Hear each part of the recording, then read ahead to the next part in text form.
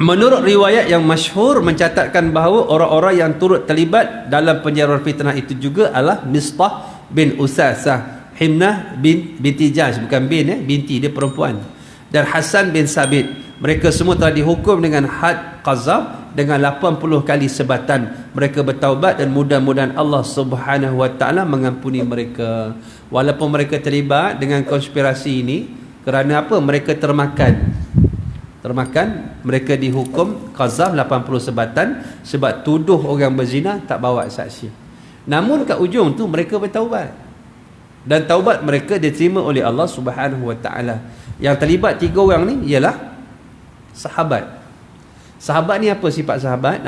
Apa kategori sahabat? Sahabat ini orang yang jumpa Nabi dan mati atas Islam.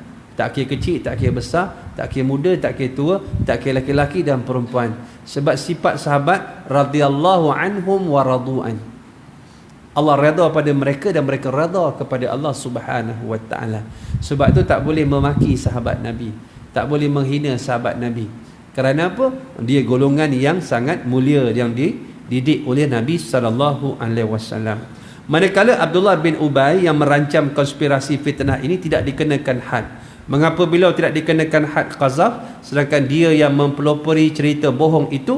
Ibnu Qayyim Al-Jauziyah dalam kitabnya Zadul Ma'ad menyebutkan bahawa terdapat beberapa pendapat mengapa ketua munafikin itu tidak dikenakan had qazaf. Antaranya, tengok, dia melepas diri dah, Abdullah bin Ubay tak kena. Antaranya kata Ibnu Qayyim Al-Jauziyah, yang pertama, hudud meringankan azab di akhirat bagi orang yang melakukan dosa, sedangkan Abdullah bin Ubay tidak layak menerima keringanan kerana Allah telah menjanjikan azab yang pedih di akhirat kepadanya.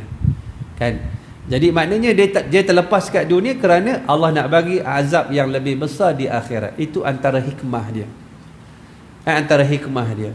Sebab itu hudud ini kita bincang dulu dalam kes Allahumma salli ala Muhammad, Salma Al-Ghamidiyah, Juhaina, kes kes Ma'is, kan? Kes Ma'is. Nak ceritanya yang dihukum rejam sampai mati di zaman Nabi, 2-3 kes. Kan setiap kali dibaling dan direjam dan dia meninggal, dia mati, apa Nabi kata? Qad tabat taubatan. Nampak? Maknanya bila dilaksanakan hukum Allah dan dia dijatuhkan hukuman dekat dunia, Allah dah terima pengampunan taubatnya. Sebab tu dalam kes Juhainah, apabila dah habis solat, dah habis daripada rejam, kemudian kata Sayyidina Umar Al-Khattab, ya Rasulullah, adakah kita nak solatkan jenazah dia ni, Juhainah? Apa Nabi kata? Ya Umar, qad tabat taubatan law qustimat baina 70 rajulan fil Madinah la wasa'adhum. Wahai Umar, sesungguhnya dia telah bertaubat. Allah dah terima taubatan dia, taubat dia. Kalau dibahagikan pahala taubat dengan 70 laki-laki yang soleh yang beriman di Madinah, nescaya berlebih-lebih lagi lah, kan, dia punya pahala. Nak sebutnya akhirat tak kena dah. Ini hikmah bila dilaksanakan hukum Islam, penjenayah ini tidak akan dikenakan di akhirat. Tapi dalam kes ini Abdullah bin Ubay kan terselamat, seolah-olah dia tak kena qazaf di dunia. Kerana apa? Antaranya Ibnul Qayyim Al-Jauziyah beritahu sebab Allah dah sediakan azab yang pedih di akhirat untuknya. Yang kedua, Abdullah bin Ubay merancang dan mereka cipta cerita, menghimpun dan menyampaikannya, tetapi cerita ini dikeluarkan oleh orang lain tanpa disandarkan asal cerita itu kepadanya. Ini kebijaksanaan Abdullah bin Ubay. Ini kaedah dia. Sebab tu kadang-kadang orang dia nak tuduh orang, dia tak terus-terus, dia suruh orang lain yang tuduh, dia selamat. Padahal dia lah pemula yang memulakan api fitnah tersebut. Ini kaedah orang jahat lah. Yang ketiganya, hudud tidak sabit melainkan dengan pengakuan atau bukti. Sedang Abdullah bin Ubay tidak mengaku dan tiada saksi kerana dia menyebut cerita itu di hadapan kawan-kawannya munafikin, bukan di depan orang-orang mukmin. Sebab itu hudud tak boleh jatuh tanpa ada pengakuan atau bukti. Sebab tu bila kita tuduh orang berzina, maka kita tak bawakan saksi, lalu kita kena 80 kali sebatan. Ini kaedah dia. Lalu dibuktikan sama ada bukti atau pengakuan.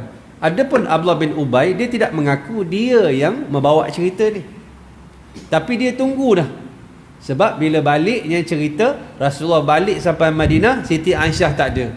Tiba-tiba Siti Aisyah datang balik dengan siapa? Safwan bin Mu'attal. Maknanya apabila tertinggal Safwan bin Mu'attal, dia belakang sekali. Nabi tugaskan kerja dia memungut barang-barang yang tertinggal, memerhatikan musuh kat belakang, pergerakan musuh. Lalu dia kat belakang sekali, tengok-tengok Siti Aisyah radhiyallahu anha yang mulia itu sedang duduk di atas jalan. Tengok-tengok isteri Nabi. Lalu disebut inna lillahi wa inna ilaihi raji'un. Dia sebut al-istirja saja. Dia turun daripada unta, diturunkan untanya. Siti Aisyah radhiyallahu anha naik, kemudian ditarik unta di jalan kaki sampai Madinah. Dia tak cakap apa pun. Dan jadi sampai Madinah, ini peluang orang munafik. Dia kaitkan Siti Aisyah dengan radhiyallahu anha dengan Safwan bin Mu'attal. Safwan bin Mu'attal pula orang soleh, orang baik. Macam kita sahabat dah biasa pergi surau, dah lama 30-40 tahun.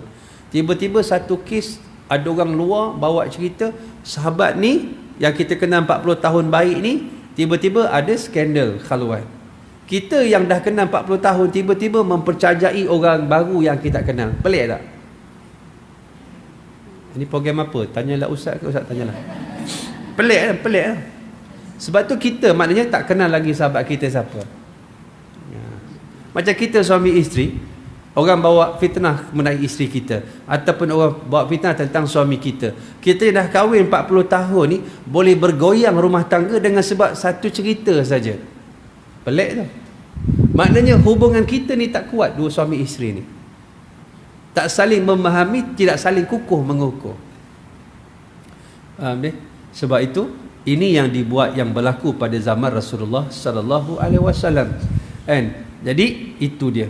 Kemudian hak qazaf adalah hak manusia, maka ia tidak dilaksanakan melainkan dengan tuntutan daripada yang diqazaf. Maksudnya melainkan tuntutan daripada yang diqazaf, yang menuntut.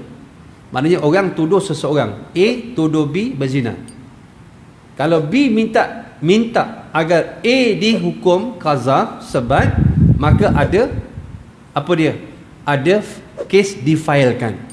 Tapi sekarang ni Siti Aisyah, dia tidak menuntut untuk dikazafkan Abdullah bin Ubay. Nampak? Dalam keadaan ini, kes ini, Siti Aisyah tidak menuntut untuk dikazafkan orang yang menuduh dia berzina. Ini juga akhlak Siti Aisyah radhiyallahu anha.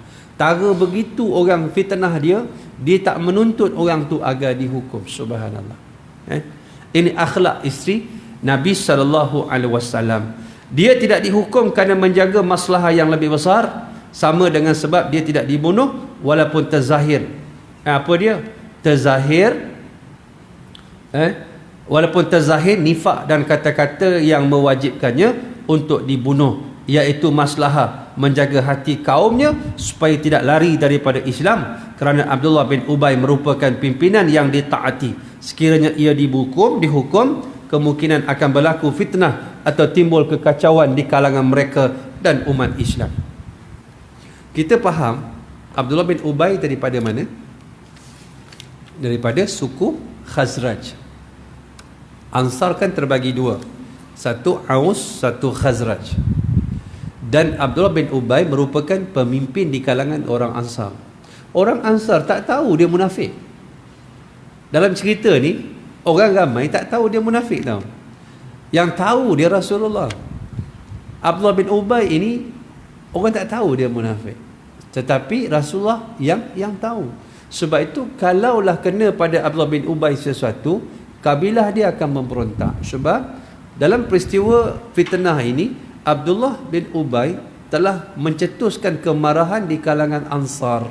Ansar ni, Aus dan Khazraj hampir berbalah balik. Sebab bila mana terasa bahawa Nabi difitnah, bangun di kalangan Aus. Siapa? Sa'ad bin Mu'az. Sa'ad bin Mu'az kata, ya Rasulullah, kalau Aus yang buat kerja ni, beritahu aku penggal kepala dia sekarang. Kalau yang buat ini Khazraj, aku juga yang akan penggal kepalanya. Bangun di kalangan daripada Khazraj, bangun Sa'ad bin Ubadah.